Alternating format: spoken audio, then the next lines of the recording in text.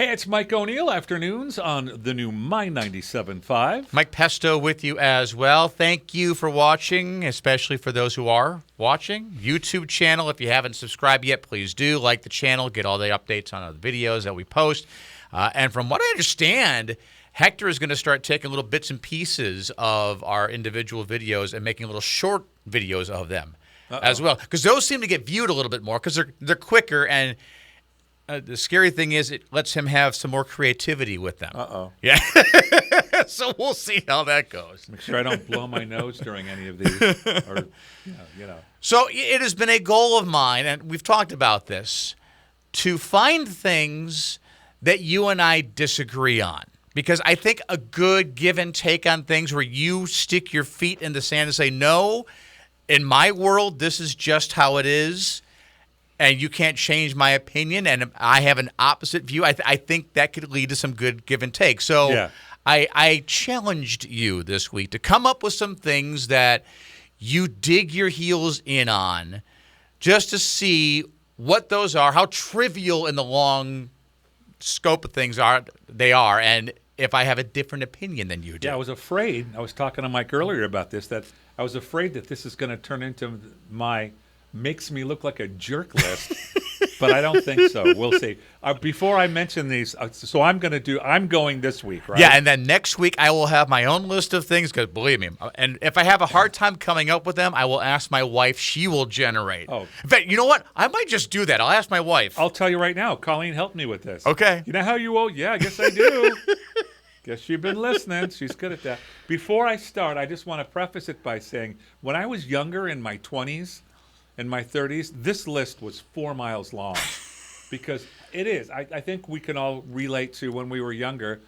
There's a big list of things that are horribly important, and by the time you get to be about 50, it's a pretty short list, and your kids' names are on the list, and the mortgage, and well, that's it. You can debit the credit card and get anything else new. So this list is much shorter. See, that's interesting, because my take on it would be, and you're not much older than I am, that as you get older, you get more stuck in your ways. I know that was the case with my dad. As he got older, not only did he become more adamant about, well, this is the right way to do it and every other way is wrong, but you start losing that filter as well, and you have no problem letting people know that you're right and they're wrong. Losing that filter. But now the older I get, the less I give a darn, and I'm more open to my wife. My wife has drugged me kicking and screaming, but then I get there and I'm like, oh, this is a better change than what I was doing. But in any event, let's start. All right. Turkey for Thanksgiving and Christmas. Okay. The end. I know some people do ham, some people do prime rib. Okay, all right. Nope. It's got to be a turkey, and a big one. So with the mashed potatoes, the gravy, the peas, the whole nine. All the other dressing. sides, but the main entree is the turkey. Yeah. So if I were to tell you for Thanksgiving, it's a dual entree. There's turkey and lasagna. You would say be over at 3. We've had a second sometimes. Okay. My son-in-law likes ham.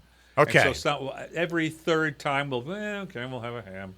But I've just. But turkey has to be part. You can't replace the turkey with the lasagna. No. It's for us. That's part of our traditions. Okay. I mean, and I know that my family isn't down with all of these things on my list. But they are with that. That's a tradition that both of my son-in-laws, because they didn't have those kinds of things, love to be a part of. So now, with the turkey, does it have to be prepared a certain way, or will you vary how you do it, deep fried or smoked, or? Okay, I'm afraid to deep pit it. I'll set myself on fire. But no, I just it's always a butterball, always in the oven. Okay, and I do it. And I actually do the same meal on Easter, but. Those 3 days, my wife's off. She doesn't have to do much. I take care of the whole thing. And that's just the way we've always done it. Do you have a broiler? Not a... Like an actual standalone broiler, not like a broiler option. Like that place underneath the oven? Or? No, an actual standalone, plug it in. No. Yeah, my wife always does the turkey with the broiler, and that was a game changer.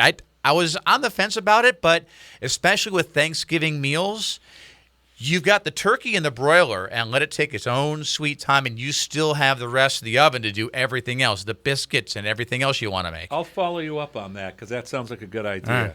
I like the idea of that. So that's one. And I know we'll disagree on this one. Coke over Pepsi. Here we go. Heck yeah. No. Heck yeah. Now, did you take the Pepsi challenge? Yep. And did you choose Coke? Be honest. The way it works for me, I can't pick it out every time. Okay. But I do know this. I'll be like, I got a feeling this is Pepsi. And about 8 times out of 10, I'm right. Uh-huh. But I mean, if I did 12 Pepsi Coke challenges or whatever, I don't know. I just know that Pepsi tastes different than Coke, and I like the sweetness of Coke. In fact, my very favorite thing in the whole world is the Mexican Coke, because that's the sugar that they used to use when I was growing up. Oh. That's heaven. It's also going to make me 400 pounds. See, I remember when the whole Pepsi challenge thing was a thing. This was late 70s, early 80s, maybe up into the mid 80s. And I thought I was a Coke guy. And it was at a county fair. I'm like, I just saw free drinks and a small little glass. But it's Costco. So you take a little shot. You had a little saltine cracker to kind of cleanse your palate. You drink the other one. And I picked the one that I preferred. Right. And I did it 2 or 3 times that summer. Every single time I picked Pepsi. You ruined his day. And I like the fact that Pepsi, at least for me, tastes a little bit more carbonated. Like with Coke, I could down a whole Coke, no problem. With a Pepsi, because of the extra carbonation that I'm sensing, I would get halfway through, but okay, nope, I've never noticed that. Here comes a big old belch. I'm going to try to be aware of that. I wasn't aware of that. Yeah, but I'm so adamant about it. When you go to a restaurant, and more restaurants, and Costco now only does Coke, which frustrates me to so. Anyway, so I will do lemonade in that case, or I will do Sprite in that case. It's not okay. Well, then I'll fall back to Coke. There's no fallback position for me. It's Pepsi or not Coke. I can taste the difference, but I mean, there's so many restaurants we go to where they just have Pepsi or just have Coke. Of course I'm going to drink Pepsi. It's not that big a deal to me. I just like one over the other. Okay. No, for me, it is a big deal. It's, like I said, Pepsi or keep your Coke to yourself. Here's one. On time is on time. Oh, amen. Preferably 10 minutes early. This is not a relative concept for grown-ups, but it is for a lot of grown-ups. I can't handle that. My wife and I, when we were earlier in our marriages, we would have a lot of arguments over this. Time to go to church. I want to get to church before the songs start. I want to participate in every bit. So that means we have to be there at this time, and if you back time, you have to leave at this time. Yep. No, if we leave here, we'll be okay. And then a very, very smart counselor who I love to this day, I was complaining about this, and he was like, Mike, well, what? But no, you don't understand. Mike, what? You have 2 cars, don't you? That's okay? There goes the light bulb. Well, I thought that if I did that, I would be being a rude jerk. But he said, no, she's being rude to you because you want to be there then. Get in your car and go. Yeah. And that did change the paradigm. She wanted to go with us. Years ago, my dad, and I'd have to ask my mom about this, what the dynamic was, where she was tasked with getting my sister and I ready, and my mom was also extra anal. There's never been a house fire, but she had convinced herself in a previous life she must have died in one because she would have to go around and double and triple check all the burners, check the stove, everything. She just had it in her mind at some point there was going to be a house fire, so she had to do all that. Meanwhile, my dad is in the car, and when it got time to leave, he would start honking the horn. And I do not do that with our family. That floors my wife has PTSD from that because I did that early on in our relationship. I don't do that anymore. I like being married. And so we've come to an understanding on that. Okay, yeah, my wife, and we've talked about it. She somehow seems to forget there's something called travel time. You can't just get in the car and then magically get transported to wherever it is you want to go that's 15, 20 minutes down the road. you got to make that drive at that point. Oh, man. So, yeah. Here's one. Undershirts and underwear, that includes women's bras and sports bra straps, are underwear and should not be seen. Okay. Have you been to the gym? No, but I know what you're talking about. It's everywhere, and that's always been my opinion. And it's interesting because I was in the wedding business for decades, and some of the venues are adamant about it. Okay. One of the ones, I think, what's it called? Wonder something. It's up the 180. Okay. Anyway, my daughter had a bra strap. She was my assistant for years.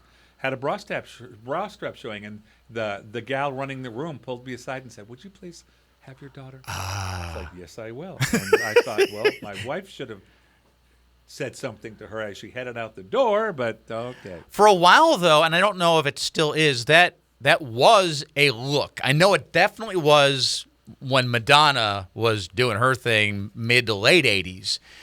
I don't know if she was the one that popularized it, but the showing of the bra strap was a look. It wasn't done on accident. It was done purposefully. Yay. Here's another one. Yay. And I'm going to get in trouble at Costco just like I do every week when we go. Whole families of 6 to 8 people that walk right up the middle aisle of a store with their cart so that no one else can get by. If that's you, I'm plowing through. I'm letting you know. I'll honk, honk, here I come. You've been warned ahead of time. But what is that? I will have to keep an eye out for that because either it doesn't bother me or it just doesn't happen to me. I don't know. Sometimes if something is a pet peeve of yours in the universe, somehow you attract more of that. I just haven't noticed it, but I will be more cognizant of it now. There's that, and okay, so Costco in Visalia. Yeah. I'm driving up the aisle looking for parking. Yeah. The couple, arm in arm, walking dead center down the middle of the driveway. Not the sides of the walkway. Why? You know you're just being a jerk. You know you're just being a jerk. I love it. And is this my last one? Sure. Okay. but you're on a roll. Mediocrity is not good enough. One should always strive for excellence. That is not a primary paradigm in today's society today, and it's very frustrating for me. I have always been taught since day one that if you're going to do something, kick ass at it, and don't just walk through it. I used the A word. I'm going to use it again because my father's big expression was, "Mike, that's half-assed." That was half-assed. I've been saying that because of Jack Brennan now for, how old am I? 68 this year. And I really feel strong about that. I got a great story. I was actually in the seminary my first year of college, and one of the guys, there was this guy with a very dry sense of humor. His name was David. One of the guys in our class was just a class clown jackass. He would say so many dumb things, and it's half the time it was funny, half the time it was just, oh.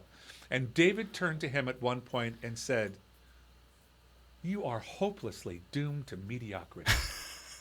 And we all it was one of those slow roll, and in about a full minute, everybody was belly laughing. But it was just like, oh my God, that's good. But it was such a well-made point. Hopelessly doomed to mediocrity. I hope I am not. My kids will tell you, because I think we all have, and I realized this a few years ago during COVID, our class valedictorian took it upon himself to contact people that he knew on Facebook and reach out to them and say, "Hey, listen, we're all kind of shut in to varying degrees right now. I want to do Zoom recorded videos with you and do like a little mini class reunion," and posted it up on the school's Facebook page, and he would do Q&A with us. And one of the questions he would ask every single one of us was, "Do you have a motto?" And when he asked me, I didn't realize he was asking everybody that. I thought, well, maybe word had gotten to him that I do have one. But it seemed to me in watching all the other videos, almost everybody has a motto. My kids will tell you, and I've told this to them, one of mine is, anything worth doing is worth doing to the best of your ability. I don't care if you're washing dishes. I don't care if you're mowing the lawn. I don't care if you're doing a morning show, an afternoon show, a commercial. You and I have talked before and disagreed a little bit that it is impossible to multitask. You are doing one thing at a time. You can have your mind on other things, but you're right there. You are physically only engaged in one thing at a time. While you're doing that one thing, do it to the best of your ability or don't do it at all. I'll bet you that's going to come up on your list. It may just.